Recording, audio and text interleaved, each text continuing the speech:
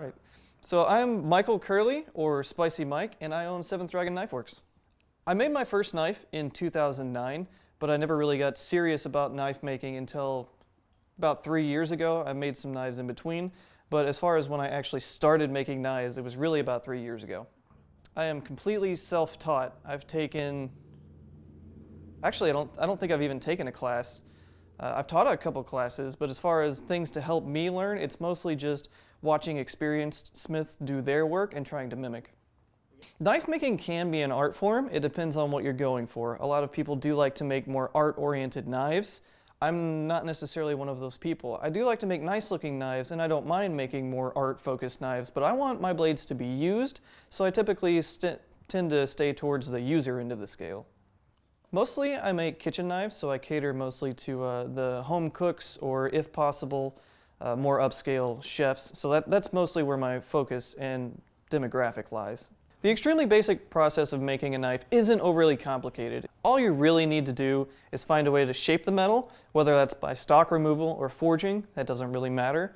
And then you need a way to heat treat the metal, so you need a heat source of some kind and a quenchant.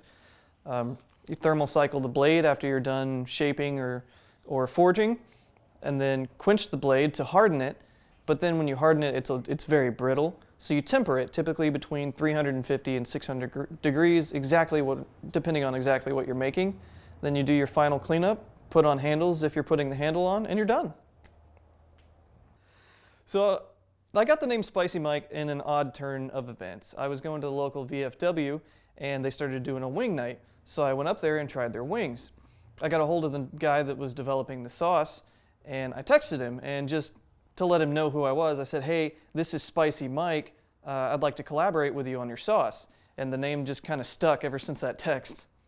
The first knife I ever made was when I was living in base housing in Connecticut. I found a piece of metal in a scrap bin on base, and I ground it to the shape I wanted and heat treated it in a charcoal grill that I rigged up with a fan. The jump from hobby to full-time career was not necessarily an easy one.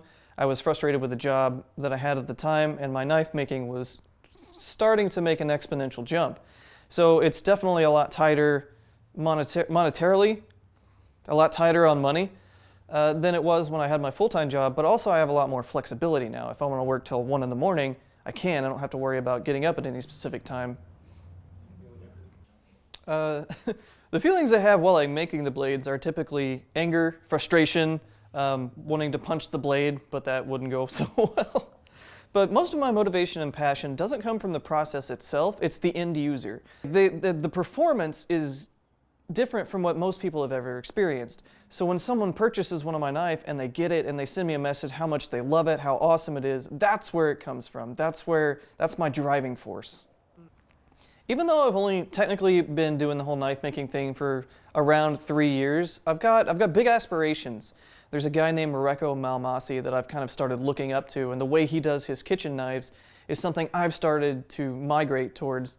So even though I'm doing fairly well for what I have, for the amount of time that I've been making, I feel like I have a lot more room to improve, and I feel like I'm going to take off very much here within the next year or so.